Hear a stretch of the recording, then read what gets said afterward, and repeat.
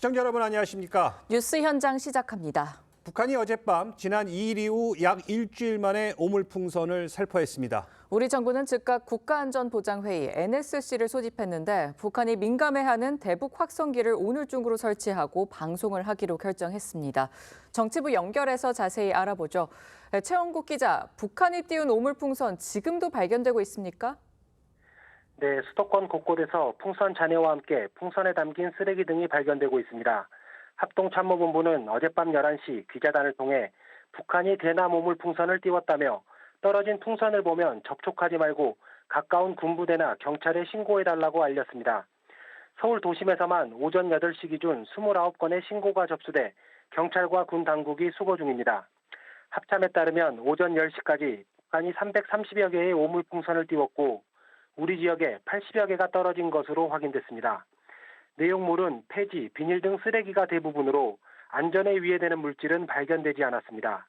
북한은 앞서 지난달 28일에서 29일과 이달 1일에서 2일 등 두 차례에 걸쳐 오물풍선을 날렸는데 약 1000개 가까이 남측에서 발견됐습니다. 이번 오물풍선은 지난 2일 이후 엿새 만인데 국내 탈북민 단체들이 지난 6일에서 7일 풍선에 대북 전단을 달아 띄운 것에 대한 반발로 보입니다.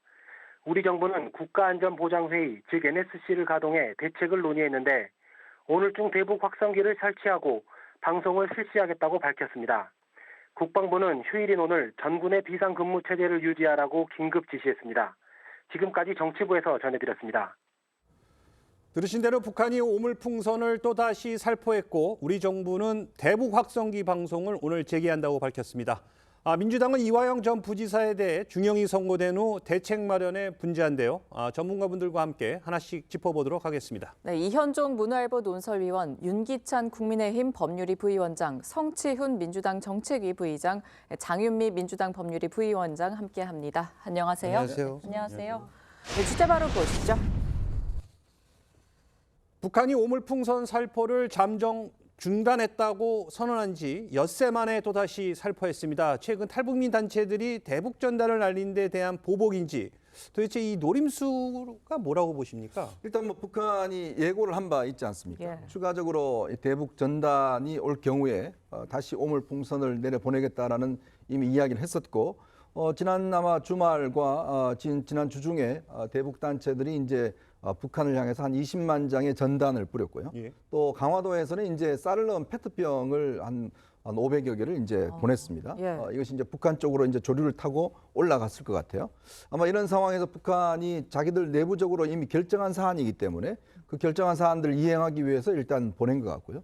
또 이번에 오물풍선 뭐 그들로서는 이제 작전이라고 보여지면 꽤 성공적이었다고 아마 판단하는 것 같아요. 그만큼 국내에 여러 가지 어떤 북한에 대한 위협적인 상황들을 일단 불러일으켰고 또 남남 갈등을 이제 일정 정도 일으켰다. 지금 왜냐하면 최근에 야당이 이 부분에 대해서 우리 정부를 향해서 왜 남북 대화를 하지 않느냐 뭐 이런 지적들을 하고 있지 않겠습니까? 네. 이런 부분에서 상당한 어떤 효과를 누렸다고 이제 판단하고 있기 때문에 아마 이제 이런 바람의 방향에 따라서 최근에 보면 또 북풍이 꽤 많이 불고 있습니다.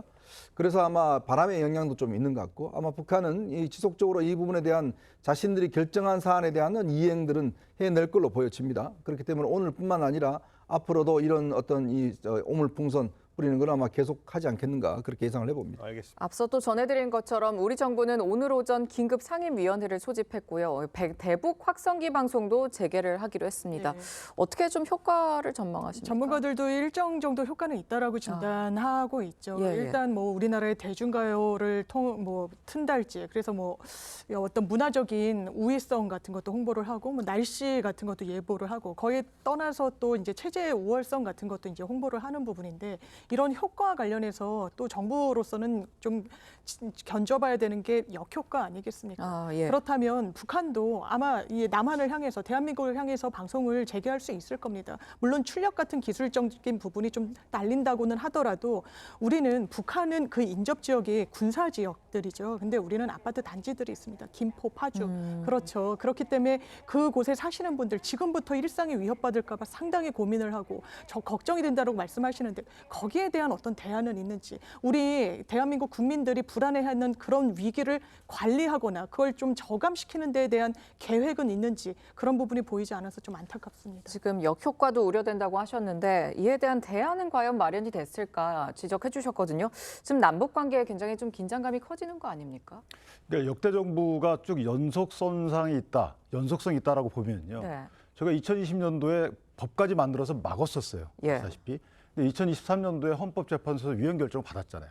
그러니까 지금의 정부와 이전 정부가 다르다 이렇게 보지 말고 역대 정부의 노력을 쭉 해왔던 거죠. 긴장 완화를 위해서. 그리고 이게 91년도에 남북기본 합의서에도 전단 금지가 들어가 있어요.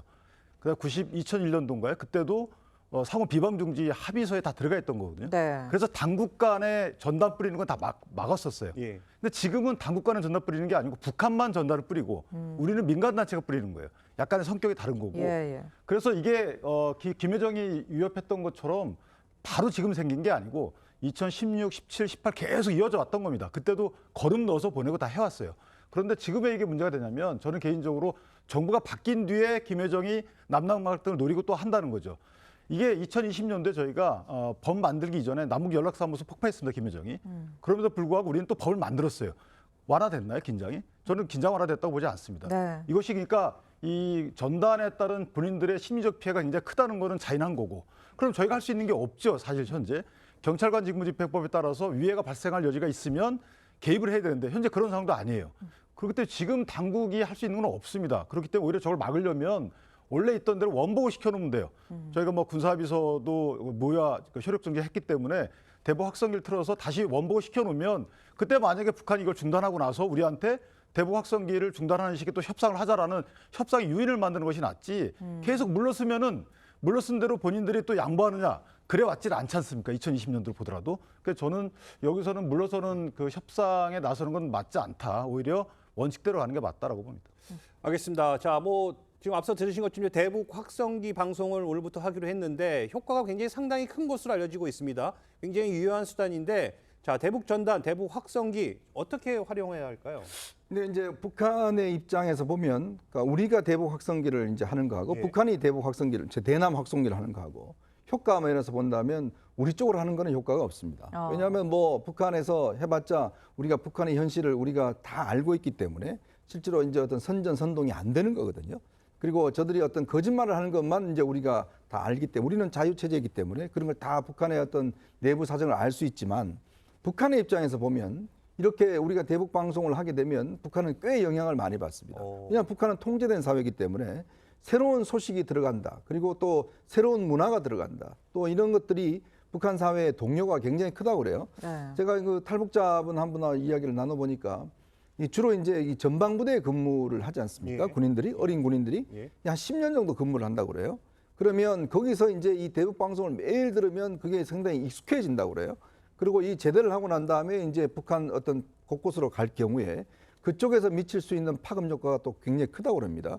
그리고 본인들은 이거를 판단할 수 있는 지금 오로지 다른 어떤 매체가 없기 때문에 대한민국이 이런 것들이고 음악도 나오는구나. 또 이런 것들이 정확하구나. 이런 것들을 알게 될 경우에 김정은에 대한 어떤 유일 체제라든지 북한사의 우월 체제라든지 이런 것들이 없어지는 거예요. 그러니까 저는 그렇기 때문에 이 대북 심리전은 우리 입장에서 보면 북한의 어떤 여러 가지 어떤 무기들을 무력화시킬 수 있는 정말 어떤 대칭적인 우리의 어떤 우월한 그런 전략이기 때문에 충분히 북한한테 피해를 볼 수가 있고 그러면 아마 북한은 또 그 다음에 어떤 조치들을 취할 겁니다. 협상을 한다든지 등등. 왜냐하면 이거는 절대적으로 북한이 이 피해를 볼 수밖에 없는 게 바로 대북 심리전입니다. 지금 가장 좀 궁금한 게 이번에 사실 오물풍선 안에는 위험물질은 없는 것 같은데 사실 좀 걱정되는 게 앞으로 이 안에 뭐가 들어서 일로 날라올지 좀 걱정되거든요. 그럼 전쟁 정말 이까지 가는 거 아닌가 좀 우려가 됩니다. 만약에 위험물질이 담겨 있는 풍선을 날리게 될 경우 전쟁 사실상 전쟁을 감수하고 북한이 날리는 게 되겠죠. 네. 사실 이번 오물풍선을 처음 우리가 국민들이 접했을 때 겁이 났던 이유가 그 안에들은 오물이 무서운 게 아니라 그 안에 뭐가 들었을지 모르기 때문에 무서웠던 건 그렇죠. 아니겠습니까? 네네. 사실 군에서도 그것을 다 추적을 할 수는 있었으나 이렇게 요격하지 못했던 이유가 그 안에 들어있는 걸 확인할 수 없기 때문에 만약에 우리의 상공에서 떠돌고 있는데 그것을 터뜨렸을 때 국민들에게 피해를 줄 수 있기 때문에 겁이 났던 건 아니겠습니까?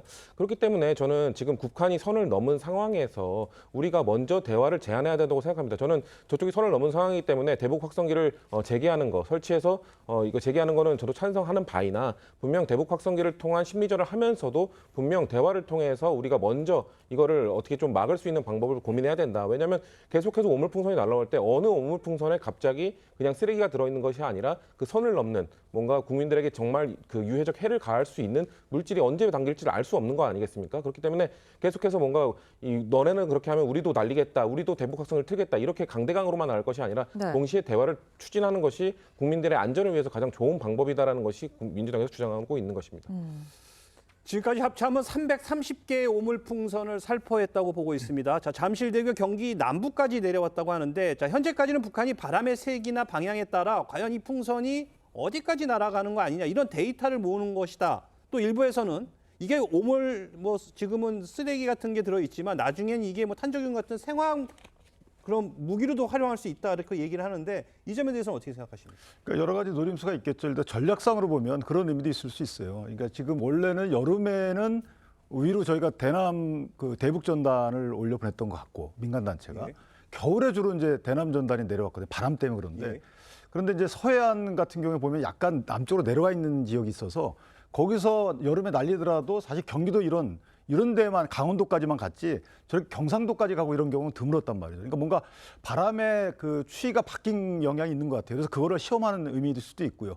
나중에 전략상 이것이 전쟁이나 이런 국지전에 어떻게 사용할지에 대한 본인들의 그 수치를 모으는 부분도 없지 않아 있을 거고 또 하나는 지금 송 부의장님 말씀하신 것처럼 국민적 그 어떤 민감함을 둔하게 만들 수도 있어요. 우리가 늘 오던 거다라고 이렇게 하던 사이에 갑자기 이제 도발할 수 있는 여지가 있기 때문에 물론 네네. 군에서는 그에 맞는 역할을 하겠죠. 또 하나는 거기에 대해서 저희가 만약에 북한이 대북 전단에 대해서 고사포 쐈던 것처럼 미리 그걸 만약에 제거하려고 군사적 노력을 하게 되면 그게 또 빌미일 수 있는 거고 그러니까 복잡한 제가 볼 때 고차 방정식 같아요.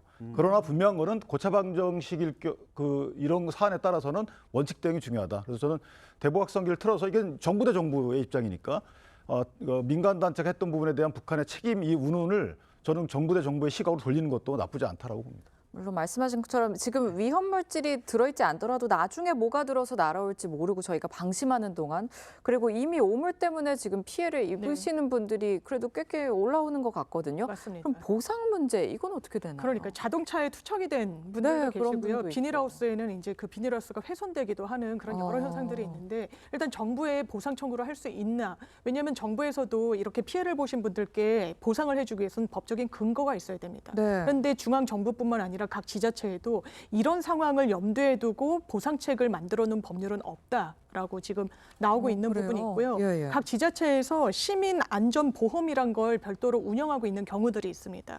그런데 이런 경우에도 사회 재난인 경우에 보상을 해줄 수 있는데 지금 오물풍선이 투척돼서 피해를 입은 게 사회적 재난이라고 볼 수 있을 것이냐 법률적으로는 좀 다툼의 여지가 있는 부분이 있고요. 그렇다면 군이 주무부처니까 대응을 하는 부분에 있어서 군에서 보상책을 마련할 수 있지 않겠느냐와 관련해서도 예. 군에서도 본인들이 이런 어떤 피해 보상과 관련해서는 권한이 없다라는 취지로 선을 긋고 있습니다. 이런 게 어떻게 보면 그 북한이 원하는 그 남남 갈등의 하나의 그 문제점이나 될 수도 있는데 자 그런데요 이런 상황에서 지난 1일입니다 오물풍선이 살포되던 그날 밤에 파주 최전방을 지키는 사단장이 음주 회식을 하느라고 작전지 현장에 있지 않았다고요?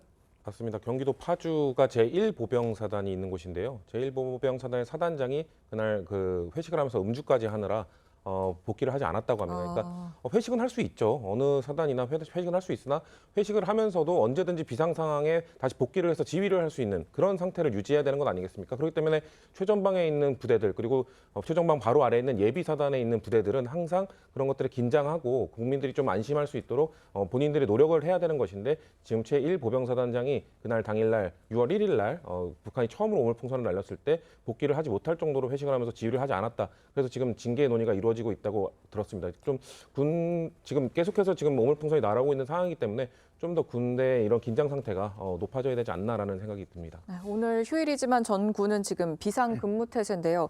말씀 아까 해주신 것처럼 방심할 때 정말 무슨 일이 벌어질지 모르고, 근데 그럼 오물풍선에 맞서서 우리 군은 좀 어떻게 대책을 세워야 할까요? 그러니까 이제 문제는 뭐냐면 오물풍선이 이렇게 지속되면 익숙해질 수 있다는 예, 문제예요.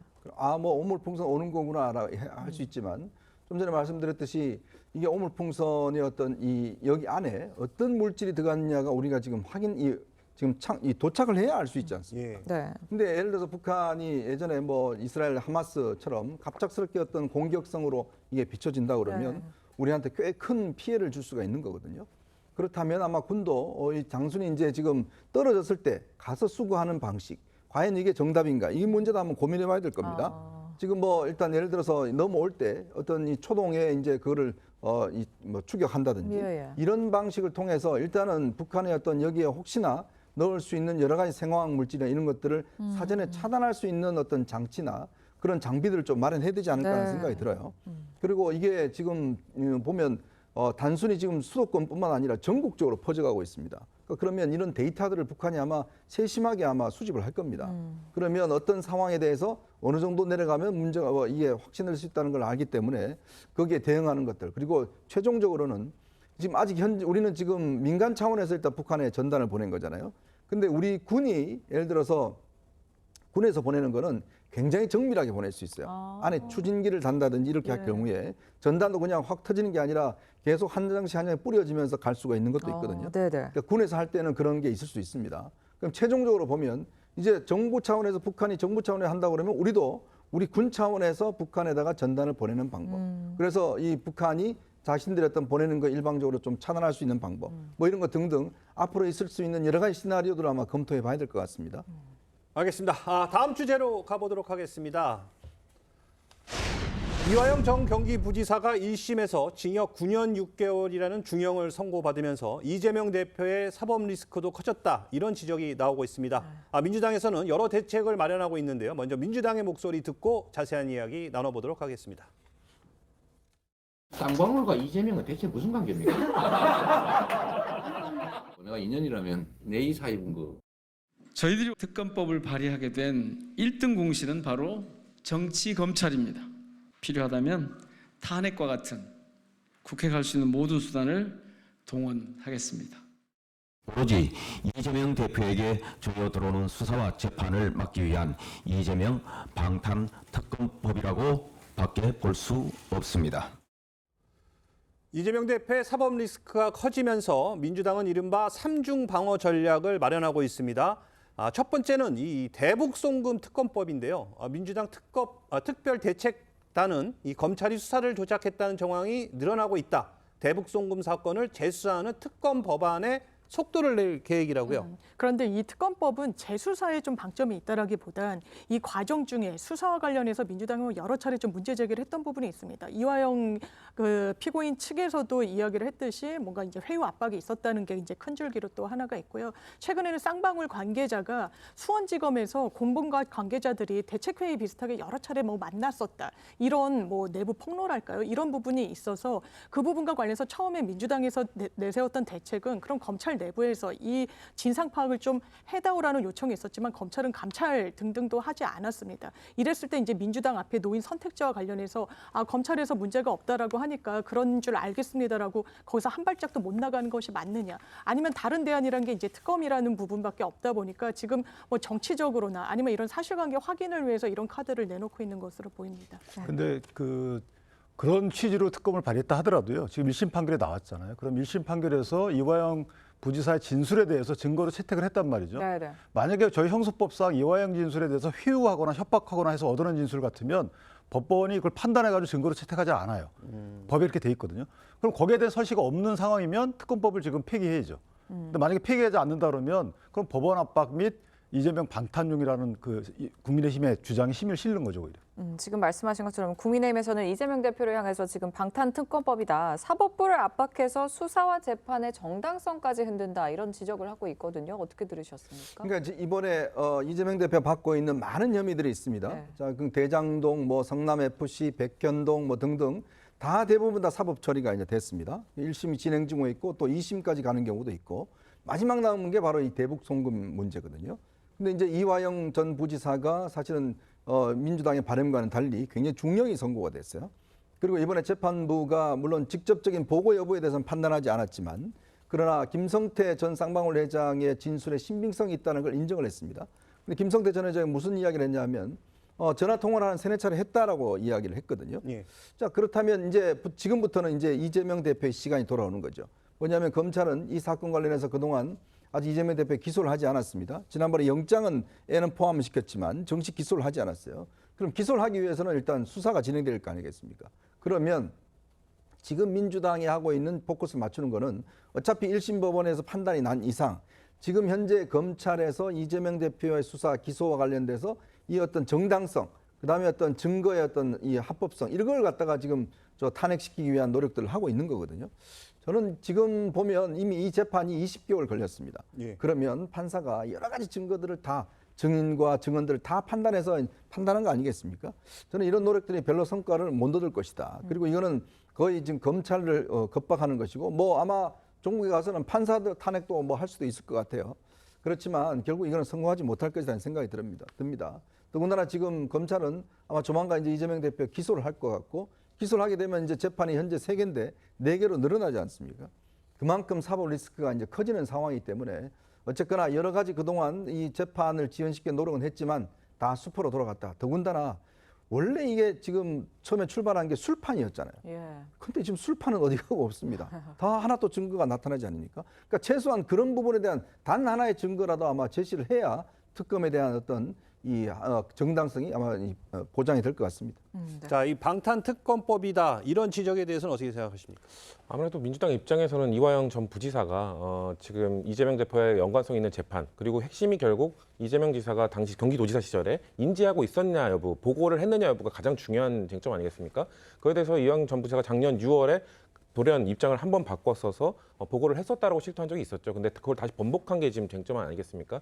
그 과정 속에서 이화영 전 부지사는 뭔가 검찰의 회유가 있었다. 그리고 그 이후에 또 검찰 출신의 정관 변호사의 또 회유가 있었다. 이런 주장을 하고 있는 상황이기 때문에 민주당 입장에서 봤을 때는 아무래도 제1야당 대표에 대한 타겟팅을 해서 뭔가 이런 회유를 했다라는 정황이 보였기 때문에 그에 대해서 명명백백히 밝히기 위한 노력을 좀 할 수밖에 없다라는 부분인데요. 근데 좀 우려스러운 부분도 있습니다. 왜냐하면 작년에 우리가 그 이화영 전 부지사가 그걸 번복하고 아까 말씀하신 뭐 술자리 회유 뭐 이런 것들을 좀 그게 이슈되는 상황에서 이화영 전 부지사의 발언이 좀 신뢰성을 상실하는 부분이 많았죠. 그렇기 때문에 민주당 입장에서 저는 할 수 있는 것은 다 해야 되지만 이런 좀 국민들에게 신뢰를 얻지 못했던 이화영 전 부지사의 그런 행태 그런 것들도 좀 종합적으로 고려를 해서 좀 대응을 해야 국민들로부터 이런 것들이 좀 방탄을 위한 것 아니냐 이런 좀 의구심 어린 그 시선을 좀 거둘 수 있지 않을까 좀 더 신중해야 될 필요가 있다고 저는 생각하고 있습니다. 정말 가뜩이나 방탄특검이다 이런 말까지 나오고 있는데도 민주당은 지금 특검 법안에 당력을 집중할 것으로 전망이 되거든요.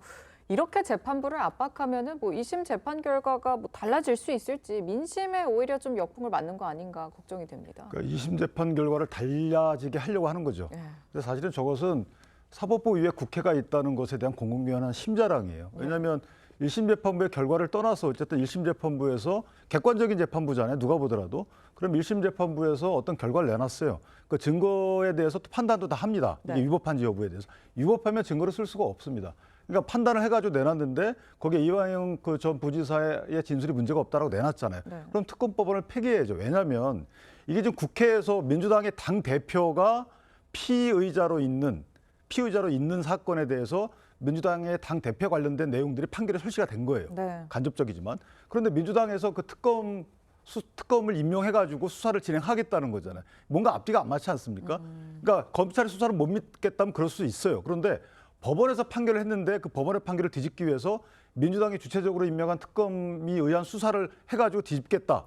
글쎄 이런 시도를 삼권 분립화해서 어떻게 주장할 수 있는지 마음속에는 가꿀 수 있지만 이것을 현실화시킬 수 있는 국회에서 힘 자랑이라고 하면 저는 이것은 국민적으로 저항을 해야 될 사안이지 이게 그러니까 국민의힘하고 민주당이 서로 싸울 때 싸울 게 아니에요. 이거는 국민적으로 저항해야 될 사항입니다. 국회가 아니 국민이 국회한테 언제 그런 권한을 줬나요? 저는 이 부분은 심각한 사안이라고 봅니다. 자, 뭐 국회 힘자랑이라고 얘기를 하는데 이게 여기서 끝이 아닙니다. 이 민주당의 두 번째 전략은 검사 탄핵인데요. 민주당에서는 윤 대통령이 이 대북송금 특검법을 거부할 경우 검사 탄핵도 검토할 계획이다 이러고 있어요. 그런데 그거는 여러 단서가 좀 붙는 것 같습니다. 이를테면 검찰이 정말 수사 과정 중에 회유나 압박이 있고 이런 부분이 실질적으로 뭐 확인이 됐다라고 하면 검사 탄핵이라는 카드를 좀 만지작거릴 수 있는 거고요. 또 정진욱 의원 등이 인터뷰한 내용을 보면 만약에 특검법이 국회까지 통과했는데 대통령께서 또 거부권을 행사하신다라고 하면 거기에 대한 어떤 맞불 성격으로 이 검사 탄핵이라는 것도 검토할 수밖에 없다라는 이런 입장인 것 같은데요. 근데 검사 탄핵이라는 것도 상당히 좀 예외적으로 좀 선별해서 사용할 수밖에 없을 것 같습니다. 최근에도 유우성 씨 이제 증거 조작 등과 관련해서 검찰 탄핵했지만 헌재에선 기각이 됐었거든요. 그렇다면 그게 또 반작용으로 미칠 수 있는 부분, 또 이게 부담으로 이게 민주당에 작용할 수 있는 부분이 열려 있기 때문에 지금으로서는 어떤 당론으로 채택까지 뭐 이런 입장이라기보단 여러 단서와 조건이 충족됐을 때 이런 상황도 좀 검토는 해볼 수 있다 이런 입장인 것 같습니다. 지난번에 이제 이 수원지검의 수사를 담당했던 이정섭 부장검사, 예. 그 이정섭 부장검사 같은 경우는 이제 처남의 어떤 이혼 소송 중인 부인 관련돼서 이제 뭐 여러 가지 청탁을 들어줬다 뭐 등등으로 인해서 결국 이제 지금 이 검사 탄핵이 돼 있는 상황이거든요. 네. 그러니까 그렇게 해서는 뭐 1차적으로 뭐 탄핵을 했습니다만은 뭐 사실 그때 그 처남댁 같은 경우는 지금 조국 혁신당의 대변인을 하고 있지 않습니까? 예. 이제 그런 상황인데 그 이상의 예를 들어 하려면 뭔가 명확한 증거가 있을 때 사실 이정섭 부장검사 이 문제도 그 사안이 아니라 다른 사안 가지고 지금 검사 탄핵을 해놓은 거거든요.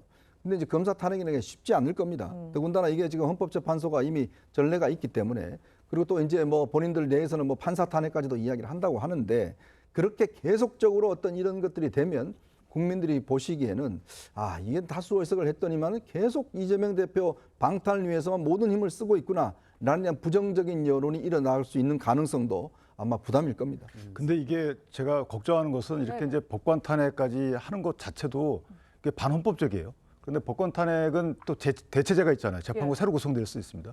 근데 만약에 이거를 1년 이상 끌려면 대법관을 탄핵해버리면 돼요. 대법관에 탄핵을 하면 대법관에 이제 일정 구성수가 있거든요. 예. 그 구성수를 허물어버리고 대법관을 국회에서 동의를 안 해줍니다. 그러면 대법원 기능이 정지가 돼요. 자, 뭐 이렇게까지는 가지 않겠지만 사이 국회의 심 논리라면 현재 민주당의 논리라면 이렇게까지 가능한 거예요. 자, 이런 나라가 세상에 어디 있습니까? 전 그래서 이 부분은 어떻게 국민의 눈치를 이렇게 안 볼 수 있는지 저는 상당히 의아합니다. 개인적으로. 지금 국민 여론에는 좀 눈치를 얼마나 안 보면 이렇게 하나 좀 지적을 해주셨는데 그래서 지금 검사 탄핵으로 수사팀의 손발까지 묶겠다는 거 아니냐 이런 지적들이 나올 수밖에 없을 것 같아요. 뭐 근데 검사 탄핵도 민주당에서 고려할 수 있는 카드긴 한데 근데 지금 방금 말씀하신 거에 대해서 좀 말씀을 드리면 지금 국민 눈치를 안 보는 것이 과연 민주당인가라는 말씀을 드리고 싶은 거죠. 국민 눈치를 안 보는 거는 대통령 아닙니까? 대통령께서 국민들이 바라고 있는 뭐 최혜병 특검법이나 이런 것들을 전부 다 거부하고 그 이외에도 민생법안 관련된 것들을 국회에서 통과시킨 것들을 죄다 거부하고 계시기 때문에 그런 거에 대해서 국민들의 눈치를 보지 않는 거는 먼저 그렇게 눈치를 보지 않는 행동을 한 건 윤석열 대통령이다라는 주장을 민주당에서는 할 수밖에 없고요. 민주당 입장은 그렇습니다. 뭔가 뭐 관련된 법들을 조금이라도 대안을 제시하면 협상안을 갖고 오면은 협상할 여지가 언제든지 있습니다. 근데 그거에 대해서 계속해서 대통령께서 거부하면서 아무런 협상안도 내놓지 않고 있고 국민의힘도 마찬가지입니다. 국민의힘도 저는 국민의힘의 역할이란 게 여당의 역할이란 게 대통령이 거부권을 행사하면은 오히려 중재안을 갖고 와서 민주당을 설득하려는 과정을 보여야 되는데 그냥 대통령이 반대했을 때 우리도 끝까지 반대, 무조건 반대 이런 태도를 보이기 때문에 민주당과 결국 강대강 대치로밖에 갈 수 없다. 그래서 저는 민주당이 국민 눈치를 보지 않는다는 지적은 윤석열 대통령이 먼저 그런 행태를 보이셨기 때문에 우리로서는 그 입법부의 다수당인 민주당으로서는 이렇게 할 수밖에 없다라는 말씀을 좀 드리고 싶습니다. 제가 그 하나 덧붙여 말씀드리면 네. 이게 물론 이제 국민이 보시기에 닭이 먼저냐 다갈이 먼저냐 이런 취지의 이제 논쟁을 비춰질 수 있는데 실제 대통령의 거부권 행사한 이후에 국회 내에서 또 해결해야 될 부분이 없지 않아 있어요.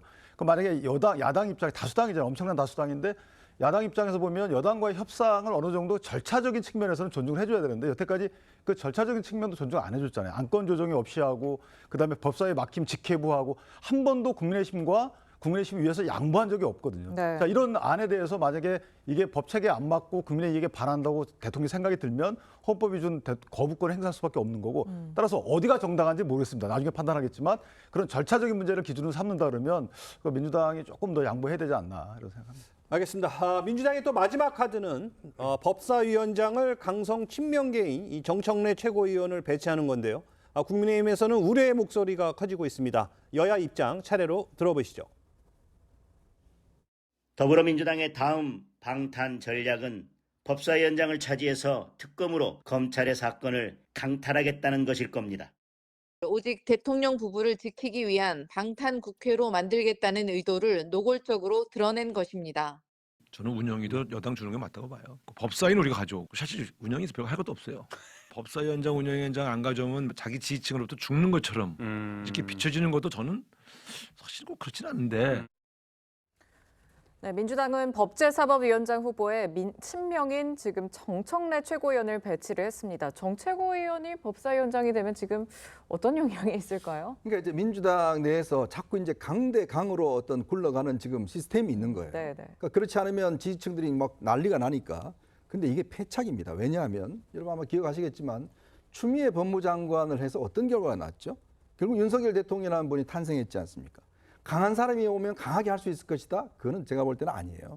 국회라는 공간이 국민들이 보시기에 이게 법사위에서 매일 싸웁니다. 그러면 여당 입장에서도 무슨 뭐 질의하겠습니까? 매일 방해하고 싸우고 하잖아요. 네. 그러면 이 법사위원장이 할 수 있는 권한이라는 게 결국 뭐 일방 통과시키는 밖에 없잖아요.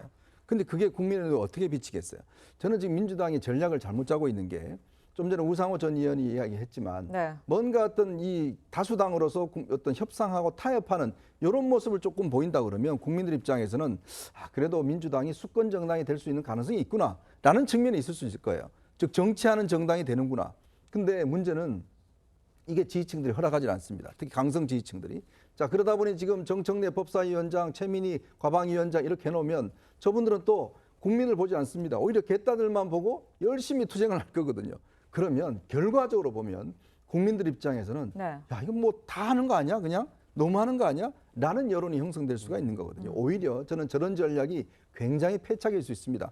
강하다고 해서 정말 강한 게 아닙니다. 오히려 국민들 눈에 비치기에는 저런 것들이 너무 오만해서 보일 수 있기 때문에 저는 이번에 정청래 위원장 아마 본인은 결단들의 지지를 받기 위해서 굉장히 강하게 이야기를 할 겁니다. 근데 국민들은 별로 그렇게 호응하지 않을 겁니다.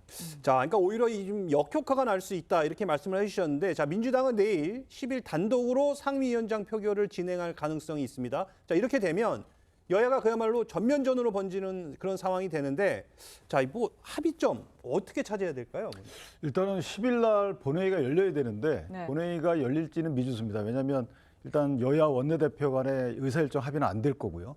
그럼 의장께서 이제 여셔야 되는데 그 의장께서 이전에 당선 전에 하셨던 말씀이 30일까지 6월 한 달 내를 말씀 주셨기 때문에 저는 개인적으로 본회의를 열지는 않을 거라고 생각을 합니다만은 어쨌든 시간이 간다 하더라도 법사위 운영에 대한 합의가 이루어지지 않으면 원구성은 힘들 거고 결국은 21대 때 전반기처럼 또 민주당이 다 18개 상임위원을 다 가져가지 않을까라는 생각이 드는데 개인적으로 보면 아까 말씀하신 것처럼 지금 그럴 때는 아니거든요. 오히려 민생입법 말씀 주시기 때문에 법사위는 직회부하면 패싱이 가능해요. 결국 특검법안 때문에 그런 거예요. 특검법안은 법사위가 소관 상임이기 때문에 180을 갖고 있어야 되죠. 그럼 특검법 같은 경우에도 패스트트랙 대상이기 때문에 그거를 그런 식으로 해서 다 조금 시간이 걸릴지라도 통과되면 되는데 국민의힘 입장에서 보면 할 수 있는 게 없어요. 그렇기 때문에 법사위라도 갖고 와야 되는 상황이라서 네. 이런 여러 가지 여건을 감안하면 법사위를 국민의힘에 주는 결단하는 게 민주당에 장기적으로 유리할 것이다 이렇게 생각합니다. 자, 법사위원장은 네. 그래도 양보해라 이렇게 말씀하시는데 어떻게 근데 보십니까? 국민의힘에서는 민주당의 입법 폭주 뭐 이런 이야기를 하는데요. 상당히 무기력합니다. 그렇다면 대안이 뭔지 네. 만약에 일환으로는 우리가 상임위원회 관련해 가지고 법사위 운영이 다 가져야 된다 이야기는 할 수 있죠. 그런데 지금 그걸 관철할 수 있습니까? 이재명 대표가 뭐라고 얘기했습니까? 법대로 하자고 이야기를 하잖아요. 왜냐하면 국회법에 합의가 안 되면 표결 붙이게 돼 있기 때문입니다. 그럼 민주당은 어떻게 보면 질서있게 착착 움직이는 거예요. 18개 중에 이번에 국회 의석수 배분했을 때 그렇다면 7석을 뺀 나머지 11개는 민주당 몫으로 이 리스트까지 합니다. 국민의힘 뭐 했습니까? 아무것도 안 하고 있거든요. 국회 22대 국회 개원한 이후에 이런 기사들 많습니다. 토론회, 심포지엄, 민생입법위에서는 해야 되는 초석인 거죠. 그런데 거의 다 민주당 의원들이 이 발의하기 위한 기초 작업들, 뭐 국민 건강이랄지 범죄를 뭐 이제 개선한달지 이런 입법적인 그러니까 조치들이 이루어지고 있는데 국민의힘은 기껏 한다는 심포지엄이 처분적 법률의 문제점. 이건 민주당도 걷어들인 겁니다. 민생 지원급 관련해서. 그럼 여당이 실종한 거예요. 지금 이렇게 무기력한 집권 여당을 어떻게 믿고 국민들이 기대를 거시겠습니까? 근데 참 민주당이 이제 법대로 하자는 전략이 굉장히 돌아올 수 화살이 될 수 있어요. 왜냐하면 대통령 거부권도 법대로 하는 거잖아요. 예. 그러니까 지금 본인들은 법대로 하고 대통령 법대로 하지 말라는 거 아닙니까? 그러니까 이게 자칫 법대로 하자라는 전략 자체가 대통령의 거부권을 뭐 상당히 합법화해주는 이런 지금 효과가 있는 거예요. 왜냐, 당신들도 법대로 하는데 나도 법대로 하겠다라고 하면 이 대치가 안 되는 거거든요. 그러나 결국은 지금 민주당이 보여줄 것은 171석을 가진 정말 거대 정당이 뭔가 정치를 하는, 타협을 하는, 정치라는 모습들을 보여주고 특히 이제 본인들이 봐서라도 이 법안 같은 경우에 문제가 될 소지를 조금 빼버리면 사실 국민의힘이 거부할 수 있는 명분이 별로 없어요. 특검법 같은 경우도 아니 이거 원래대로 그냥 저 특검 자체 임명을 변협 추천으로 한다든지 그다음에 언론 브리핑 안 한다 이런 식으로 해버리면 사실 국민의힘이 거절하기가 굉장히 어렵습니다. 근데 자꾸 그렇게 거부할 수 있는 명분을 만들어주는 거니까 그러니까 좀 전략 자체가 너무 강성으로 가기 때문에 제가 볼 때 오히려 국민의힘에게 명분만 주고 있다 이런 생각도 드네요. 알겠습니다. 네, 또 정치권 마지막 이슈로 앞서 다뤘던 이화영 전 부지사에 대한 1심 선고 이후에 좀 논란이 벌어지고 있는데 이것도 짚어보겠습니다. 이런 상황에서 지금 조국 대표와 강성 지지층이죠. 소위 개딸들의 행보가 굉장히 눈에 띄고 있습니다. 조국 대표는 이화영 전 부지사의 선고가 내려진 날 에스프레소 사진을 올렸거든요. 이거를 또 이렇게 비판하고 조롱하고 나섰어요. 그러니까요. 마침 저게 내려지면 이재명 대표는 정말 그 재판 내내 이 휴대폰을 봤다는 거 아니겠습니까? 뭐가 내려질지 하고 일체 이야기도 안 하고. 왜 봤는지는 정확하게 그렇죠. 모르죠. 모르죠. 그냥 계속 그렇게 봤다고 기자들 하니까. 5분 정도. 네, 뭐 그리고 이제 지금 민주당은 지금 아주 긴장 상태입니다. 특검법도 하고 하는데 조국 대표는 저렇게 아주 여유로운 지금 모습을 보이고 있잖아요. 네. 당신들은 그렇게 하더라도 나는 좀 여유롭다는 거. 또 최근에 이제 조국 대표, 이 조국 혁신당 같은 경우는 본인들 사무실 앞에 화장실이 있다는 이유로 지금 입주도 안 하고 있어요. 국회 사무실. 네, 국회 사무실이. 근데 저는 화장실이 좀 좋을 것 같은데. 근데 화장실이 있으면서 이게 뭐 차별이다 등등 주장을 하는데 그만큼 이제 처음에는 좀 같이 갈 것 같다가 이제 점점 좀 분화되어 나가는 과정을 겪을 겁니다. 네. 왜냐하면 지금 서로의 어떤 목표가 달라요. 입장도 다르고. 그리고 이제 묘하게 이제 서로 이제 경쟁 관계에 지금 접어드는 거거든요. 뭐 아마 조국 대표 입장에 좀 느릴 거지만 그러나 또 한편으로 조국 대표에게는 시간이 얼마 없다라는 것도 또 문제겠죠. 네. 자, 뭐 분화되는 길을 걸을 것 같다 이렇게 얘기를 해주셨는데, 자 민주당에서조차 이 조국 혁신당과 민주당이 서로 너무 좀 적대적으로 인식돼 걱정이다 이런 말이 나오고 있습니다. 자, 앞으로 이 조국 이재명 대표 둘의 관계 어떨 것 같습니까? 또 협상할 부분, 함께할 부분들이 있기 때문에 무조건 적대적으로 나가지는 않을 거라고 봅니다. 하지만 이 지지층 사이에 형성되어 있는 문화 하나라도 다르면 사실상 배제하고 적으로 규정하는 이런 문화를 바꾸지 않는 한 조국 대표, 조국 혁신당과 민주당이 뭔가 같이 하는 것들 같이 해 나가면서도 뭔가 하나 달라질 때마다 아마 강성 지지층의 비판은 더 커질 것이라고 보거든요. 저는 그렇기 때문에 이런 문화를 좀 바꿔가는 좀 그것을 지도부, 이재명 대표를 포함한 민주당의 지도부가 좀 앞장서서 좀 해야 되지 않을까. 이재명 대표도 그 중간중간 언급을 하고는 있거든요. 네. 뭔가 좀 다르다고 해서 너무 배제하지 말자라는 얘기를 하고 계신데 네, 네. 저는 그 목소리를 조금 더 키울 필요가 있다. 그렇지 않으면은 조국 혁신당은 분명 함께할 부분이 있습니다. 왜냐하면 조국 혁신당 없이 우리가 뭐 패스트트랙이라든가 이런 것들 180석 이상의 의석이 필요한 뭐 입법 추진을 할 수는 없거든요. 그렇기 때문에 함께할 때 민망하지 않으려면 좀 이런 부분에 있어서 이재명 대표가 더 큰 정당인 만큼 좀 폭넓게 포용할 수 있는 자세를 보여주기 위해서 지지층에게 그런 언급을 좀 해주시는 게 전 좋을 거라 생각하고 있습니다. 알겠습니다. 자, 이번에는 한번 국민의힘 상황도 한번 짚어보도록 하겠습니다. 이화영 2심 판결을 놓고 여야 반응이 엇갈렸는데요. 발언들 먼저 듣고 오시죠. 이재명 대표가 스스로 여의도 대통령으로 군림하며 힘자랑을 해도 조여드는 수사와 재판을 모두 피할 수는 없습니다. 이화영 전 부지사가 당시 이재명 전 도지사한테 보고를 했느냐. 사실은 재판부가 그걸 판단하는 게 맞아요. 이런 사건은. 근데 제가 봤을 때 그 부분을 꼭 안 해도 되니 전 재판부가 피해갔다라고 생각이 들고요. 그래서 이 판결이 있다고 할지라도 검찰이 이재명 대표를 기소하는 거, 또 기소하고 유죄를 받는 거는 여전히 허들이 많이 남았다라는 거죠. 국민의힘은 이화영이 유죄면 여의도 대통령인 이재명도 필연적 유죄라고 이렇게 집중 공세에 나섰습니다. 또 반면에 민주당은 허들이 아직 많이 남아 있다 이렇게 얘기했습니다. 자, 일단 어떻게 들으셨습니까? 근데 저 김한규 의원님의 말씀 좀 이해가 안 되는 부분이 이제 그 이화영 전 부지사의 공소 사실과 관련이 없기 때문에 보고 여부는 판단 안 한 거지. 사실 그 앞에 보면은 포괄적인 정책 보고 등 포괄적인 업무를 수행했다. 이화영 부지사가 이 말이 들어있어요. 여기에 지금 저는 함축적으로 들어있다는 거 보고 네네. 또 하나는 남북 교육 협력 사업이 하나 있고 이게 이제 스마트팜 사업입니다. 이거 관련해서 500만 불이 건너간 거죠. 이건 대납이라고 저희가 합니다. 이거에 대해서는 이재명 대표에게 직접적인 책임이 없을 수도 있어요. 대납이기 때문에. 그런데 사례비가 있잖아요. 사례비 200에서 300만 불. 물론 이게 외국환거래법 위반이 200만 불이라는 것이지 실제 간도는 300만 불입니다. 그러니까 300만 불에 대해서 이재명 개인의 방북에 대한 사례비란 거죠. 그럼 이걸 어떻게 설명할 것인가요? 이화영 부지사 본인이 방북하는 것도 아니고 그다음에 경기도의 업무 일환도 아니고 이재명 지사 개인의 방북이에요. 그렇다면 이거에 대해서 과연 이재명 대표의 연관성을 떼어놓고 이걸 판단할 수 있겠는가? 법원이 그거 없이 여기에 대한 설치를 했겠는가? 저는 이걸 분리해서 판단했다는 것 자체는 이재명 대표 개인에 관련된 책임져야 될 부분이 있기 때문에 여기에 대해 설치를 포함시킨 것이다. 이렇게 생각합니다. 네, 지금 차기 당권 주자들도 이 대표 공격에 나섰는데 한동훈 전 위원장은 어제 자신의 SNS에 자기 범죄로 재판받다가 대통령 되면 그 형사 재판은 중단되냐 이런 글을 올리면서 굉장히 좀 직격을 한 것 같거든요. 이거 어떻게 보셨습니까? 일단 본인도 법률가이니까요. 그렇죠. 네. 일단 헌법상 그 대통령은 임기 중에 소추되지 아니한다라고 돼 있으니까 이 소추가 되지 않았을 때 재판 중인 상황까지 포섭을 하고 있느냐라고 하면서 사실상 이재명 대표를 직격하고 싶었던 것 같습니다.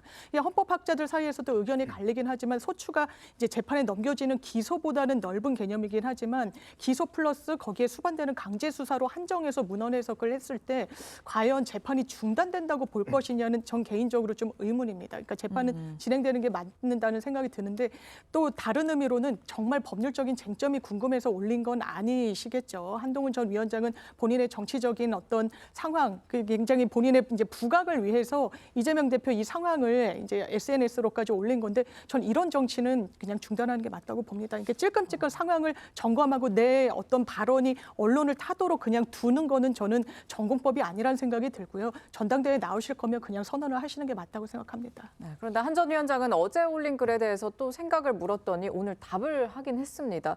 형사 피고인이 대통령이 된 다음에 실형도 아니고 집행유예만 확정되어도 대통령직이 상실된다 이런 답을 했어요. 저는 한 전 위원장이 어제에 이어서 오늘 어제는 문제 제기, 오늘은 본인의 생각 이걸 이야기를 했는데 상당히 좀 급소를 찔렀다 이런 생각이 좀 들어요. 지금 뭐냐면 우리가 아까도 이야기했지만 헌법 84조에 현직 대통령은 내후 외환의 죄를 제외하고는 형사상 소추가 되지 않는다고 돼 있잖아요. 네. 여기서 소추의 의미가 뭘까라는 거거든요. 이건 뭐냐면 수사와 기소 뭐 이런 거를 의미하는 것인데 문제는 이미 재판이 진행되고 있는 것들 를 가지고 만약에 이재명 대표가 대통령이 된다 그러면 지금 현재 세 가지 지금 재판이 진행되고 있지 않습니까? 근데 상식적으로 예를 들어서 제가 공직선거법 위반으로만 예를 들어보면 만약 2심까지는 이제 그 대통령 선거 전까지 이제 결론이 났어요. 유죄로. 그러면 대통령이 됐는데 대법원의 확정 판결이 남아 있습니다. 그러면 이 대법원 확정 판결을 해야 되냐 말아야 되냐 이 논쟁이 있는 거예요. 그러니까 그 의미에서 한동훈 위원장 오늘 대답은 해야 된다라는 이야기예요. 지금 헌법학계에서는 좀 갈라지고 있습니다. 왜냐하면 대통령이 그 조항을 둔 어떤 취지는 대통령의 업무 수행을 계속적으로 할 수 있다는 보장하는 것이다. 광의로 해석돼야 된다는 것이고 돌아가신 서울대 권영성 교수 같은 분들은 아니다. 재판은 누구나가 다 똑같이 받아야 될 것이다. 이렇게 이야기를 하고 있거든요. 근데 만약에 공직선거법에서 100만 원 이상 예를 들어서 선고되면 이 공직이 박탈되지 않습니까? 그러면 대통령직이 날아가는 거거든요. 그러니까 그런 의미에서 지금 만약 이렇게 재판이 쭉 진행되고 있는데 진행되고 이미 기소는 다 됐지 않습니까? 재판 진행되고 있는 게 만약에 대통령이 됐을 때도 재판이 중단되느냐 아니면 진행되고 거기에 형이 떨어지면 대통령직이 상실되느냐 이 부분에 대한 논쟁인 거예요. 참 처음 있는 상황입니다. 사실은 이 상황 자체가. 그 부분에 대해서 한동훈 위원장이 법률가이기 때문에 아주 정확한 부분을 지적을 했고 본인 입장에서는 아마 이거는 이 재판을 해야 된다. 다른 사람과 형평성이 있기 때문에 그런 어떤 지적을 한 것 앞으로 아마 굉장히 논쟁이 치열할 것 같습니다. 알겠습니다. 한 전 위원장이 법무부 장관 당시 이재명 대표 체포동의안 표결을 앞두고 한 발언 함께 듣고 오시죠. 불법 대북 송금 관련 뇌물 및 외국환 거래법 위반 혐의에 대해서 설명드리겠습니다. 개인적 이익을 위해서 거액의 외화를 유엔 대북 제재까지 위반해가며 불법적으로 북한에 제공하여 국제 안보까지 위협한 중대 범죄 혐의입니다. 안철수 의원도 이화영 2심 선고에 대해서 이화영의 대북 송금 유죄는 이재명의 유죄다 이렇게 또 가세를 했고요. 나경원 의원도 본인은 별 욕심 없는데 주변에서 알아서 갖다 바치는 식으로 대본까지 짰다면서 이재명 대표 사당화에 침묵한다는 것은 같이 역사에 죄를 짓는 것이다 이렇게 합세를 했습니다. 자, 그동안 신경전을 벌였던 이 여당 당권 주자들이 이재명 대표를 겨냥하는 이 사안에서는 지금 한 목소리를 내고 있습니다. 자, 이 부분은 어떻게 생각하십니까? 그러니까 이거는 어떤 정치적인 멘트라기보다는 정확한 평가죠. 그리고 이재명 당대표가 이건 민주당 지지층 내에서도 지금 사당화라는 단어가 저희가 쓰지만 사실 이쯤 되면은 이재명 당대표는 대표직을 사퇴해야 되는 게 맞는 거죠. 역대 보면. 지금 본인에 대해서 여러 가지 재판이 진행 중이지만 이 부분도 또 왜냐하면 본인이 했던 말하고 다른 사안들이 많이 나오잖아요. 이화영 부지사의 무죄를 본인이 사실은 상당히 암묵적으로 주장을 해왔는데 그 부분도 또 채택이 안 됐고 또 하나는 아까 말씀 주신 거와 관련돼서는 지금 소추되지 않는다라고 돼 있는데 사실은 원래는 탄핵으로 해결돼야 되는 부분이 없잖아요. 있는 거예요. 탄핵 절차로 되기 때문에 형사상 소추 재판 굳이 할 필요가 없다라는 것이 있는 건데 이와 같은 경우에는 대통령 재임 기간 중에 있었던 일이 아니기 때문에 탄핵 사유도 안 되거든요. 그러면 사실은 대통령이 아무런 잘못을 했다 하더라도 어떤 정치적 책임도 안 지고 형사적 책임도 안 지고 이게 말이 안 되지 않느냐. 이런 문제의식을 한동훈 전 장관이 갖고 있는 거다. 이 말은 뒤집어서 얘기하면 대통령 출마하지 말라는 거고 현재 보면 대표직을 수행할 만한 자격이 있는지 여부에 대한 근본적인 문제제기다. 지금 대권 주자들도 똑같은 말을 하고 있는 거라고 생각합니다. 지금 오세훈 서울시장, 나경원 의원 그리고 안철수 의원까지 다 한 목소리인데 어떻게 보십니까? 당권 주자들이 이런 목소리를 내는 것. 아무래도 이재명 대표 이번 재판 결과가 이재명 대표에게 큰 영향을 줄 것이라는 판단 하에 한 목소리를 내서 공격을 하는 것으로 보여지는데요. 근데 민주당에서 지금 일관되게 이 재판 결과에 대해서 그리고 국민의힘 지금 당권 주자들, 대권 주자들이 공격하는 거에 대해서 이거에 대해서 반박을 하고 있는 것은 이화영 전 부지사가 평화부지사 아니었습니까? 그렇기 때문에 대북 관련 사업을 상당히 포괄적으로 많이 했습니다. 그렇기 때문에 이재명 대표에게 물론 보고하는 부분도 많았겠지만 방북도 한번 추진해 보겠다라는 것을 보고했을지 또 방북을 추진하는데 그것을 위해서 쌍방울에 대납을 시키겠다 이렇게까지 과연 보고를 했을 것인가 이런 여부를 알 수 없기 때문에 이재명 대표에게 인지를 시켰다라는 것은 아직 확인되지 않은 사실이거든요. 그렇기 때문에 그것과 관련된 재판이 아직 진행되고 있지 않음에도 불구하고 이렇게 여권의 당권 주자들이 하나하나 마치 기정사실화된 것처럼 공격하는 것은 좀 부당한 측면이 있다 이렇게 보고 있습니다. 알겠습니다. 지금까지 정치권 쟁점 짚어봤습니다. 네, 감사합니다. 감사합니다. 대한의사협회가 지난 4일부터 사흘간 투표를 진행했습니다. 이달 중 휴진을 포함한 단체 행동에 동참할지 여부 등을 물었는데 이 투표에 55%에 달하는 의사들이 참여해 역대 최고치를 기록했습니다. 집단 휴진이 가결되면 대학병원의 교수부터 이 동네 개원일까지 휴진할 전망인데 현장 나가 있는 취재기자 연결해 보겠습니다. 박재훈 기자, 대표자 대회 지금 시작했습니까? 네, 오후 2시부터 시작된 전국 의사 대표자 대회에는 의협 집행부와 대의원회, 16개 시도의사 회장뿐만 아니라 의대 교수들과 봉직의도 참석했습니다. 지난 4일부터 7일 자정까지 진행된 투표에는 전체 12만 9,200명 회원 중 7만 800명이 참여해 54.8%의 투표율을 기록했습니다. 임현택 의협회장의 대회차로 시작된 이번 대회에서는 투표 결과와 함께 향후 투쟁 방안도 공개될 예정입니다. 의협이 집단 행동에 나설 가능성이 높은데 그럴 경우 이번이 4번째 단체 행동입니다. 의협은 대표자 대회를 마치는 대로 언론 브리핑도 진행할 예정입니다. 한편 한덕수 국무총리는 대표자 대회가 시작되기 30분 전 합동 브리핑을 열고 의료계의 집단 행동에 대한 입장문을 발표했습니다. 한 총리는 침묵하는 의사 다수는 불법 집단 행동에 동의하지 않을 줄로 안다며 대한민국은 여러분이 필요하다고 했습니다. 정부는 오는 8월까지 대학별 의대 교수 정원을 가배정하는 한편 9월 중 의대 교육 선진화 방안을 확정할 방침입니다. 하지만 서울대 의대 및 병원 교수 비대위는 이날 병원장에 보내는 의견서를 통해 비정상적인 진료 형태를 유지하며 상황이 나아지길 기대하지 말라며 예정대로 17일부터 휴진하겠다고 했습니다. 사회정책부에서 전해드렸습니다.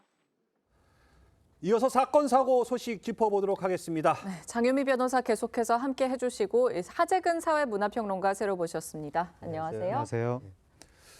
부산에서 술에 취한 20대 여성이 택시기사에게 침을 뱉고 욕설하는 일이 벌어졌습니다. 영상 먼저 확인해 보시죠.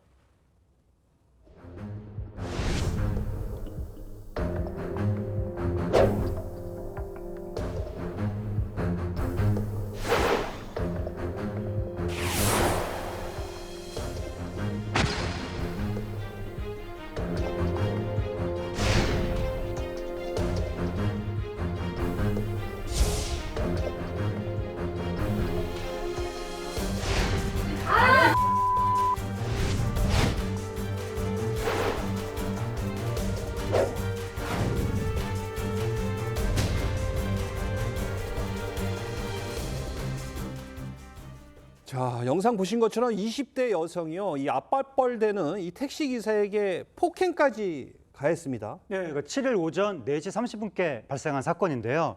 부산 연산교차로 인근의 도로에서 50대 택시 기사가 운전하는 택시가 20대 여성 승객을 태운 겁니다. 네. 그랬는데 이 여성이 택시 기사의 얼굴 부위를 때리고 침을 뱉는 등의 폭행 행위를 한 혐의로 지금 조사를 받고 있는데, 경찰 조사에 따르면 당시 20대 여성 승객이 만취했었다고 합니다. 네. 그런데 그 택시 기사의 운전을 방해하고 택시에서 내린 후에 운전기사에게 욕설을 퍼부은 혐의도 지금 받고 있습니다. 20대 여성이 운전석 쪽으로 발을 내밀었는데 이 택시사분이 이를 치워달라고 요구한 것이 사건의 발단이 됐다고 합니다. 이 당시 택시기사의 목소리 직접 한번 들어보시죠. 이렇게 하면 안 됩니다 하니까 처음에 이렇게 내렸어요.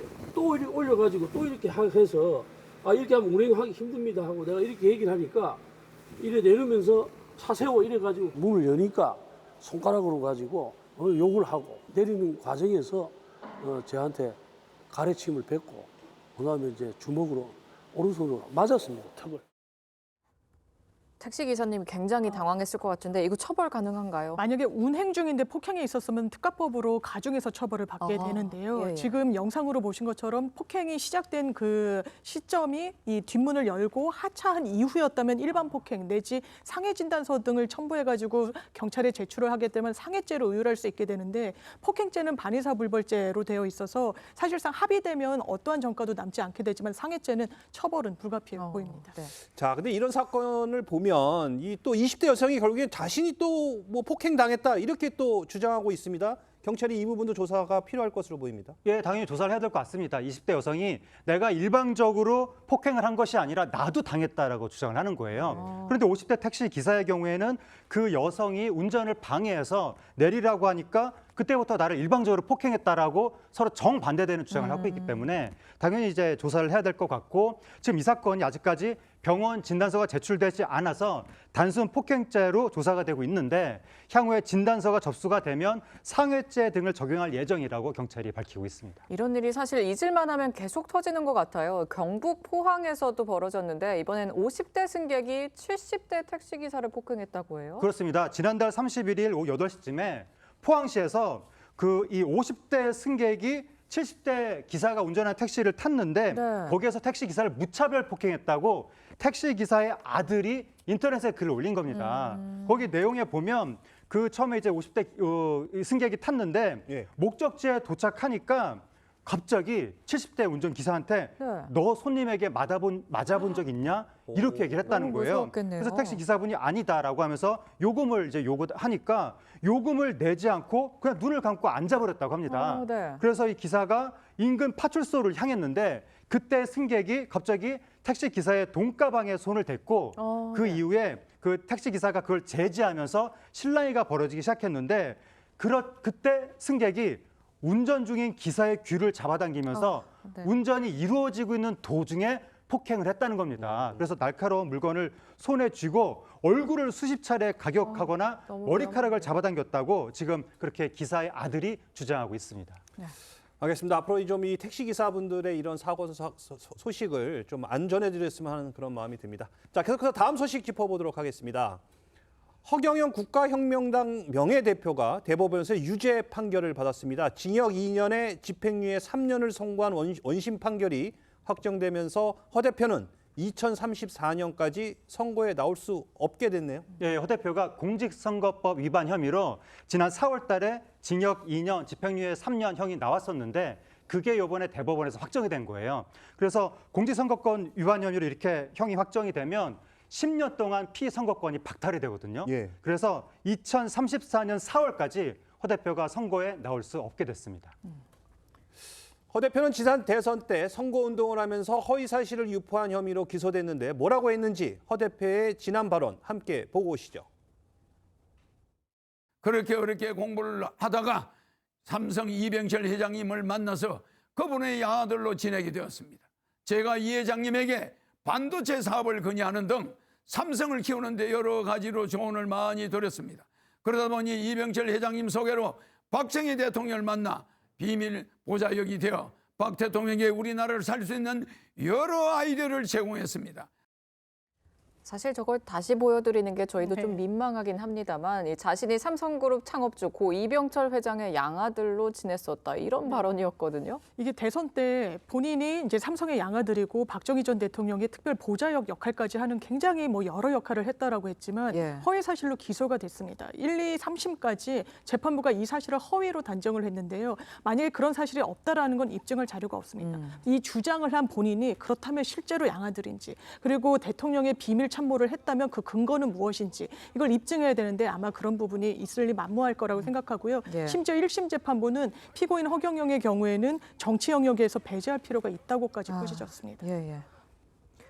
자, 뭐 허 대표는 허위가 아니라고 혐의를 부인했지만 결국 법원은 2년의 집행유예 4년을 선고를 했네요. 그렇습니다. 사실 지금까지 이게 전력도 있었는데요. 내가 IQ가 뭐 400이 넘는다, 뭐 이렇게 430이다라고 이야기를 하기도 했고요. 뭐 조지 부시 대통령 그 만찬에 내가 특별 한국의 대표로 가기도 했었다. 다 확인되지 않는 여러 사실관계들을 이야기함으로써 전에도 이제 집행유예형을 받아서 피선거권이 한동안 박탈됐던 그런 전례가 있기도 합니다. 자, 허 대표는 그동안 이 황당한 공약 등을 내세우면서 선거 때마다 사실 화제가 됐었는데 10년 동안 못 나오니까 그러니까 2034년 동안은 당분간 이런 모습은 이제 볼 수 없게 됐네요. 네, 앞으로 10년 동안 볼 수가 없는 건데 허 대표가 1991년부터 선거에 나오기 시작했었거든요. 근데 처음에는 주목을 받지 못하다가 2007년 대선 때 자신의 지능 주수가 뭐 430이다 이런 좀 황당한 이야기를 하면서 그때 주목을 받기 시작했는데 네티즌들이 허본자라고 부르면서 막 추앙하는 이런 일까지 벌어진 거예요. 하지만 허 대표가 무슨 자신이 대통령이 되면 당시 한나라당 박근혜 전 대표하고 결혼하기로 했다. 무슨 조지 부시 대통령 취임 만찬에 자신이 한국 대표로 참석했다. 이렇게 발언한 게 지금 거짓말이다라는 문제가 논란이 되면서 결국 형이 확정이 됐었고 2008년부터 10년 동안 피선거권이 박탈됐었거든요. 10년이 지난 후부터 또 선거에 나오기 시작한 거예요. 그러다가 이번에 또다시 피선거권 10년 박탈 이게 확정이 됐습니다.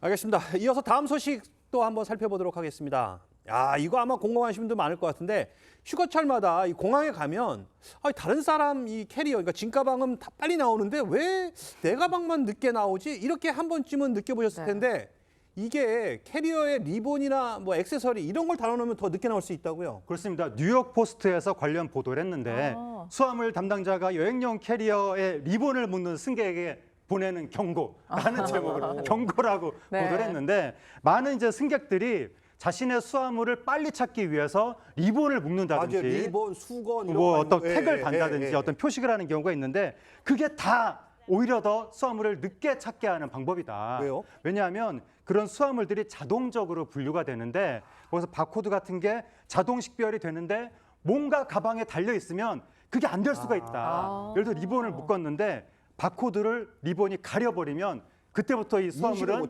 인식을 못하니까 이제 뭐 어디로 흘러갈지 모른다는 미궁에 빠질 수 있다는 거죠. 그래서 뭔가 좀 빨리 찾을 생각으로 뭐 리본을 묶는다거나 표식을 할 생각을 하면 안 된다라고 경고 그렇게 기사를 냈습니다. 리본이나 사실 끈도 있지만 이 캐리어에 이름표나 또 표식하려고 좀 스티커 이런 것도 붙이잖아요. 뭐 예쁘기도 하고 여행 다니면서 붙이기도 하는데 이 스티커가 또 없으면은 조금 더 빠르다고 해요, 과정들이. 그래서 수화물 빨리 찾기 위해서는 가방에 좀 붙여놓은 스티커도 다 떼야 된다라는 거. 그래요. 이게 수화물 스캔하는 과정에서 오류가 날 수도 있고요. 만약에 제대로 식별이 안 되고 분류가 안 되면 이걸 다 수동으로 해야 되기 때문에 시간이 더 걸리기 때문에 만약에 모양보다는 어떤 효율을 찾으신다면 스티커도 떼시는 게 좋을 것 같습니다. 알겠습니다. 이번 여행 가실 때 꼭 참고하시기 바랍니다. 자, 두 분과는 여기서 인사 나누겠습니다. 감사합니다. 감사합니다. 어제는 비가 내리며 더위가 쉬어갔습니다. 오늘은 다시 낮더위가 시작되겠는데요. 오늘 서울의 낮 기온 29도로 어제보다 4도 정도 높겠고 대전과 대구 30도까지 오르며 낮더위가 이어지겠습니다. 오늘 전국 하늘 맑게 드러나겠습니다. 낮 동안에는 자외선도 강하겠는데요. 외출 시 자외선 차단 잘해주시기 바랍니다. 오늘 늦은 오후부터 밤사이 남부 내륙으로는 5에서 20mm의 소나기가 내리겠습니다. 오늘 한낮 기온 어제보다 4도에서 크게는 9도 정도 높아지겠습니다. 춘천이 29도, 대전 30도 예상됩니다. 내일과 모레는 오늘보다 기온이 더 오르며 30도 안팎의 더위가 나타나겠고 당분간 소나기 소식도 잦겠습니다. 날씨였습니다. 6월 9일 TV조선 뉴스 현장은 여기까지입니다. 함께 해주신 여러분 고맙습니다.